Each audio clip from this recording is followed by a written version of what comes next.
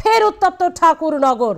আমরা NRC issue, CA issue সব থেকে বেশি শোরগোল পড়তে দেখেছি যে ঠাকুরনগরে এবার একটি ঘরকে কেন্দ্র করে তার দখলদারি বা দীর্ঘদিন ধরে জোর করে দখল রাখার বিষয়কে কেন্দ্র করে এই অভিযোগ।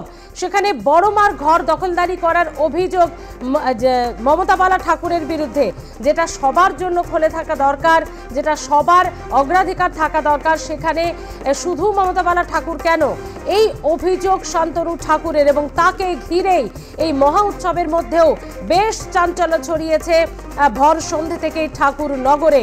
সেই ছবি আপনাদের সামনে, সেখানে তালা পর্যন্ত ভাঙা হয়েছে। এক পক্ষ আরেক পক্ষের দিকে কিন্তু অভিযোগ আনছে। এটা কি পারিবারিক বিবাদ নাকি ভোট বঙ্গে এর উত্তাপ ছড়াবে অনেক দূর পর্যন্ত? এটা সেখানেও কোনো ইস্যু তৈরি করতে পারে। কিভাবে দেখছেন? আমাদের স্ক্রিনে নাম্বার যাচ্ছে, সেই নাম্বারে অবশ্যই আপনারা ফোন করুন। তবে তার আগে কথা বলবো, আমাদের সঙ্গে রয়েছে আমাদের প্রতিনিধি সত্যজিৎ চক্রবর্তী। সত্যজিৎ, সব মিলিয়ে তাহলে এই সমস্যার সমাধান এই মুহূর্তে কোথায়, কি পরিস্থিতিতে দাঁড়িয়ে? বিষয়টা আমরা বুঝেছি, কিন্তু পরিস্থিতিটা এই মুহূর্তে ঠিক কি তাহলে? দেখো কৃতি, এই মুহূর্তে কিন্তু পরিস্থিতি এখনো পর্যন্ত কোনো সমাধানে আসেনি এবং গাইঘাটা থানায় একটা অভিযোগও হয়েছে। তোমাকে বলে রাখি, মতুয়া ঠাকুর বাড়ির মতুয়া সম্প্রদায়ের বড় মা বীণাপাণি দেবী, তার মৃত্যুর পর তার যে ঘর, সেই ঘরটাকে কিন্তু বলা হচ্ছে যে বীণাপাণি দেবী মন্দির। এবং সেই মন্দির কার, মন্দিরের দখল কার, মন্দিরের মালিকানাকে, এই নিয়ে মূলত জেঠিমা মমতা বালা ঠাকুর এবং ভাইপো শান্তনু ঠাকুরের মধ্যে বিবাদ। তো এই বিবাদ চরমে ওঠে কিন্তু রবিবার, অর্থাৎ গতকাল সন্ধ্যেবেলা। এবং যেটা অভিযোগ করা হচ্ছে যে শান্তনু ঠাকুর তার যে কেন্দ্রীয় বাহিনী নিরাপত্তা বলয় তাদের সঙ্গে নিয়ে তালা ভেঙে সেই মন্দির দখল করে এবং কার্যত পিছু হটতে বাধ্য হয় মমতা বালা ঠাকুররা। তো স্বাভাবিক কারণেই কিন্তু ঘটনাস্থলে দেখা যায় যে এটা যখন ছড়িয়ে পড়ে, যেহেতু মমতা বালা ঠাকুর কিন্তু রাজ্যসভার তৃণমূলের সাংসদ, তো সেখানেই বনগাঁর কেন্দ্রের তৃণমূলের যিনি প্রার্থী হয়েছেন বিশ্বজিৎ দাস, তিনিও কিন্তু সেখানে উপস্থিত হন তার কর্মী সমর্থকদের নিয়ে, এবং একটা উত্তেজনার পরিস্থিতিও তৈরি হয়। তো গাইঘাটা থানায় একটা লিখিত অভিযোগ করেন মমতা বালা ঠাকুর শান্তনু ঠাকুরের বিরুদ্ধে এই মন্দির দখল নিয়ে। ইতিমধ্যে দেখা গেল যে উপস্থিত যে সমস্ত ভক্ত সমাগম, তুমি জানো যে এই যে মতুয়া ঠাকুর বাড়ি মন্দির ঘিরে কিন্তু একটা মেলা হয় এই সময় প্রতি বছর। তো এবারও কিন্তু সেই মেলা চলছে এবং বহু ভক্ত, প্রায় লক্ষাধিক ভক্ত কিন্তু সেখানে সমাগম হন প্রতিদিন। তো সেক্ষেত্রে বিরাট অংশের ভক্তরা উপস্থিত ছিল, যাদের একেবারে, এবং সেখানেই পরিস্থিতি জটিল হয়ে ওঠে। এখন থানাতে তো অভিযোগ দায়ের করা হয়েছে, দেখার যে ঠিক কি হয়। আপাতত ধন্যবাদ তোমাকে সত্যজিৎ, তুমি তো রয়েছো, পরিস্থিতির দিকে নজর রাখো। আমরা বেলা বাড়ার সঙ্গে সঙ্গে ঠাকুরনগরের পরিস্থিতি কোন দিকে গড়ায় সেদিকে নজর রাখতে তোমার সঙ্গে যোগাযোগ করব। এবং ইতিমধ্যে কলার বন্ধুরা রয়েছেন আমাদের সঙ্গে। নমস্কার, বলুন কে রয়েছেন এই মুহূর্তে আমাদের সঙ্গে? হ্যালো, আমি পুষ্পেন গোস্বামী বলছি বেলগুড়িয়া থেকে। বলুন। এই যে মতুয়া বলে কোনো জাত ছিল এটা আমরা জানতাম না, এটা আমরা 8-10 বছর দেখি এই জাতটাকে নিয়ে খুব বেশি উঠাপড়া করছে। আর এই যে শান্তনু ঠাকুর না কুকুর বলে কে একটা আছে, এ কে? এটা কে? এই রাজনীতি করতে এসছে না এখানে বাংলার সর্বনাশ করতে এসছে? একটা জাতকে নিয়ে এত মাতামাতি কিসে? ও কি জাত করে খায় নাকি খেটে খায় নাকি? ও কি পড়াশোনা করেছে, কি করছে না করছে যাই না, কিন্তু মতুয়ারা এটা তো বাংলাদেশি লোকেরা, এরা এখানে কোনো এই যে অস্তিত্ব নেই। এরা তবু রাজনীতি করছে, এদের নিয়ে বিজেপি এবং বিজেপির কিছু চোর ডাকাত গুন্ডা এরা এদের নিয়ে মাতামাতি করছে। আর এই মোদি বলে একটা অসভ্য লোক আছে, এই লোকটা এদের উস্কাচ্ছে আর এরা সেই দেখে নাচানাচি করছে। এদের নিজেদের কোনো মনুষ্যত্ব নেই নাকি? না এরা মানুষ না নাকি? এরা কোনো লেখাপড়া করেনি? এইসব জাহান্নামে যাওয়া দরকার এইসব লোকগুলোর। নমস্কার। একদম ধন্যবাদ পুষ্পেন বাবু, আপনি আপনার একদম একান্ত ব্যক্তিগত মতামত জানিয়েছেন, ধন্যবাদ। পরবর্তী কলার বন্ধু কি বলছেন আমরা শুনবো তার কথাও। নমস্কার, বলুন আপনার কি বক্তব্য এই বিষয়ে? হ্যাঁ, আমি সোনারপুর থেকে নিতাই ভট্টাচার্য কথা বলছি। হ্যাঁ নমস্কার, সুপ্রভাত সঞ্চালিকা দিদি ভাই। দেখুন, মতুয়া সম্প্রদায়ের অভ্যন্তরীণ বিবাদ তো লেগেই আছে এখন। আপনার ওই পরমার ঘর দখল করা নিয়ে সম্প্রদায়ের একদিকে হচ্ছে শান্তনু ঠাকুর বিজেপি, আর একদিকে হচ্ছে তৃণমূলের মমতা বালা ঠাকুর। এখন এই দ্বন্দ্ব কতদিন চলবে না, রাজনীতির একটা উত্তাপ তো আছে, এনআরসি হওয়ার পর থেকে আরো উত্তাপ বেড়ে গেছে। তা বুঝতে পারছি এটা মানে মানে উত্তাপে উত্তাপ। একদম নিতাই বাবু, আপনার কথা স্পষ্টভাবে বোঝা যাচ্ছে না, আমরা যোগাযোগ বিচ্ছিন্ন করতে বাধ্য হচ্ছি। পরবর্তী সময় আপনি কথা বললে একটু স্পষ্টভাবে যদি কথা বলেন বুঝতে সুবিধা হয়। তবু ধন্যবাদ, আপনি রাজনীতি করার কথা বলছিলেন, যেটুকু বুঝতে পারলাম। ব্যক্তিগত মতামত জানানোর জন্য ধন্যবাদ। পরবর্তী কলার বন্ধুর কাছে যাব। তবে ইতিমধ্যে গায়েঘাটা থানায় অভিযোগ দায়ের করা হয়েছে, বিশাল পুলিশ বাহিনী এসছে। তবে যেহেতু এই সম্প্রদায় কার্যত অত্যন্ত একটি গুরুত্বপূর্ণ একটা রোল প্লে করে ভোটের আগে এবং ভোটের ইস্যুতে, তারা ঠিক কি মতামত দিচ্ছেন সেই বিষয়টাই দেখার। আরো একজন কলার বন্ধু রয়েছেন আমাদের সঙ্গে। বলুন, নমস্কার, কে রয়েছেন? হ্যাঁ, আমার তখন মোবাইলটা ডিস্টার্ব করছিল। বলছি, হ্যাঁ, আমি সোনারপুর থেকে নিতাই ভট্টাচার্য কথা বলছি। নমস্কার, সুপ্রভাত সঞ্চালিকা দিদিভাই। বলছি, মতুয়া সম্প্রদায়ের অভ্যন্তরীণ বিবাদ তো লেগেই চলেছে। একদিকে বিজেপির শান্তনু ঠাকুর আর একদিকে তৃণমূলের মমতা বালা ঠাকুর বড়মার ঘর দখল করেনি। এতে তো একটা রাজনীতির উত্তাপ তো বাড়বে। বিশেষ করে এনআরসি হওয়ার পর থাকে মতুয়া সম্প্রদায়ের মধ্যে বিরাট উত্তেজনা হচ্ছে। একজন এক রকম কথা বলছে, মমতা বালা ঠাকুর একরকম কথা বলছে, শান্তনু ঠাকুর একরকম। জানি না এটা কতদূর যাবে। এইটুকুই বললাম, নিতাই ভট্টাচার্য বললাম, নমস্কার বলবো। বেশ, ধন্যবাদ কথা বলার জন্য। পরবর্তী কলার বন্ধু কি বলছেন শোনাবো আপনাদের। নমস্কার, কে রয়েছেন আমাদের সঙ্গে? কে রয়েছেন আমাদের সঙ্গে, কথা বলুন। হ্যাঁ, বলুন, কি বক্তব্য আপনার এই বিষয়ে? এই যে চলছে, মানে এই যে গন্ডগোল আজকে ওখানে ওখানে এই যে চলছে, তৃণমূলে লেগে এই তো গন্ডগোল করছে, তার কি ব্যাপার? তাদের কি করা যাবে? যে দিলীপ বেরোলো দুর্গাপুর, ওখানেও গন্ডগোল করতে দিবে না। মানে আপনি বলতে চাইছেন যে ভোট এলে এই সমস্ত গন্ডগোলগুলো চারিদিকে হতে থাকে, যেমনটা দেখা যাচ্ছে। বেশ বেশ, ধন্যবাদ হরিগোপাল বাবু আপনার ব্যক্তিগত মতামত জানানোর জন্য। ভোটের বঙ্গে এই ধরনের ঘটনা কি খুব একটা আপনারা কিভাবে দেখছেন? মানে রাজনীতি করার জন্যই কি এই ঘটনাগুলো উস্কিয়ে দেওয়া হয়, নাকি সত্যি এটা একটা পারিবারিক বিবাদ? এবং যেভাবে শান্তনু ঠাকুর অভিযোগ করছেন, বড়মা যেহেতু এই সম্প্রদায়ের একজন শ্রদ্ধেয় ব্যক্তিত্ব, তাই তার ঘর মন্দির হিসেবেই দেখা হয়, সেটা সর্বসাধারণের জন্য খোলা থাকবে, এই দাবি সঠিক? নাকি এটা নিয়েও রাজনীতি করা হচ্ছে, নাকি পারিবারিক বিবাদ? কিভাবে দেখছেন আপনারা সাধারণ মানুষ? অবশ্যই জানাবেন। কলার বন্ধুরা রয়েছেন আমাদের সঙ্গে। বলুন, কে রয়েছেন? নমস্কার দিদি, আমি টিভি থেকে টুম্পা মজুমদার বলছি। বলুন টুম্পাদি। হ্যাঁ, বলছি পারিবারিক ব্যাপারটা তো এখন বাইরে চলে এসছে। আর শান্তনু ঠাকুরের তো জেঠিমা মমতা বালা হন, তো উনি যেখানে ঘরের লোককে, মানে জেঠিমা মানে তো মা, উনি তো ঘরের লোককে সম্মান করে না, সেখানে বাইরের লোক নিয়ে তো প্রচুর কথা বলে শুনি। তা আমার একান্তই মানে বলবো, পারিবারিক ব্যাপার যেহেতু, মানে উনি তো ঘরের লোককে সম্মান করছে না, তাই বিজেপির উনি বড় নেতা, তাই উনি তো তৃণমূলের লোকদের পা দিয়ে পিষে মারতে চাইছে।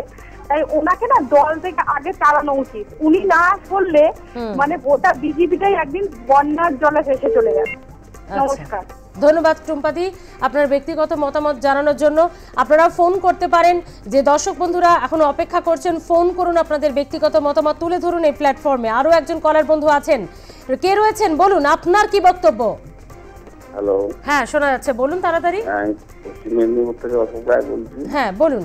বলছি, এই যে বড়মার ঘরের বিষয় যেটা আপনারা দেখাচ্ছেন, শুধু বড়মার ঘর না, গোটা রাজ্য জুড়েই আমাদের ছাত্র শ্রেণী এখন দেখতে তাদের যা অবস্থা, তাতে করে সমস্ত জায়গাতে উদ্দেশ্য নিয়ে তারা এইসব ঝামেলাগুলো মানুষ সৃষ্টি করছে। হ্যাঁ, একদম পরিষ্কার। এগুলো মানুষই জবাব দেবে আগামী দিনে। নমস্কার। বেশ, ধন্যবাদ ফোন করার জন্য। আরো একজন কলার বন্ধু অপেক্ষা করছেন তার ব্যক্তিগত মতামত জানানোর জন্য। কে রয়েছেন? বলুন। নমস্কার, বাগরাট বড়কাজির থেকে সুমন হালদার ম্যাডাম। সুমন বাবু বলুন, কি মতামত?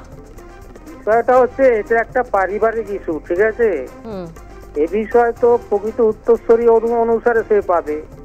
আর যেহেতু নির্বাচন এসে গেছে, সেই নিয়ে এটা উত্তপ্ত হচ্ছে। এটা নতুনত্ব কিছু নয়, আর এটাকে নিয়ে খুব বেশি আলোচনার প্রয়োজন নেই। যেটা এটা পারিবারিক একটা ইস্যু, সম্পূর্ণ পারিবারিক, এবং তার সঙ্গে প্রকৃত যে উত্তরসূরি সে পাবে, এটা আইনগত দিক। আর রাজনীতি যেহেতু ভোটটা এসছে, সেই জন্য রাজনীতি হচ্ছে।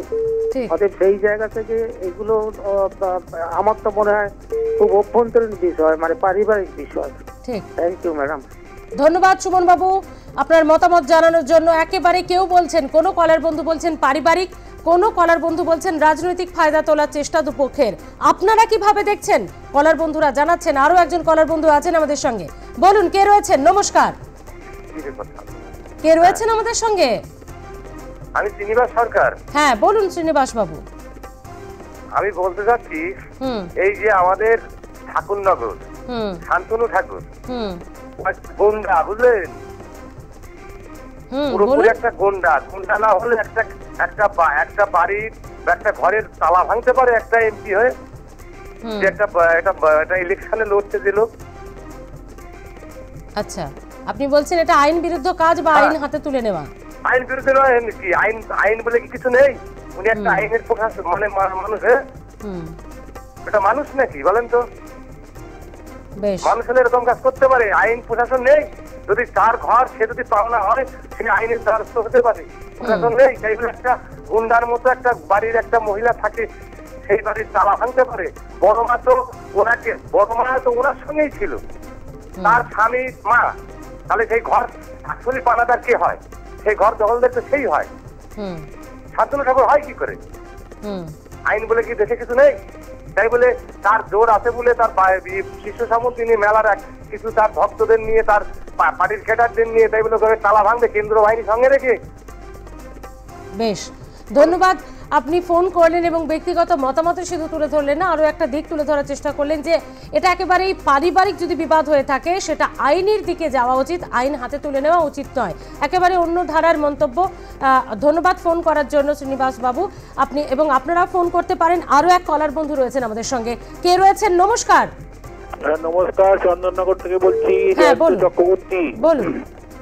বড় মার ঘর হচ্ছে সবাইকার। শান্তনু ঠাকুরের যেমন অধিকার আছে, মমতা বলা ঠাকুরেরও তেমন অধিকার আছে। কিন্তু কেউ গাজোয়ারি করে যদি তালা ভাঙে তাহলে সেটা হচ্ছে সম্পূর্ণ আইন বিরুদ্ধ কাজ। একটু আগে যে কলার বলেছিল তার জন্য তো কোর্ট আছে। কোর্টে যদি মানে ঠিক করে যে ঘর কার, কোর্ট বলবে না। এটা তো যেহেতু ধর্মীয় স্থান, বড় মার ঘর, সুতরাং এইটা মানে এরকম ভাবে গাজোয়ারি করে রাত্রিবেলা না ভেঙে আইনের দ্বারস্থ হতে পারতেন। আসলে শান্তনু ঠাকুরের ব্যাপারটা হচ্ছে সিএটা বুমেরাং হয়ে গেছে। সিএ থেকেও আবেদন করছে না। শান্তনু ঠাকুর জেনে গেছে যে বন্যাতে এবারে জিরো হয়ে যাবে। মানুষ যেমন জিরো করেছিল মানুষই এবারে জিরো করবে। তাই ওনার এখন মাথার কোনো ঠিক নেই। যখন যেরকম পারছেন করছেন, যখন যেরকম পারছেন বলছেন।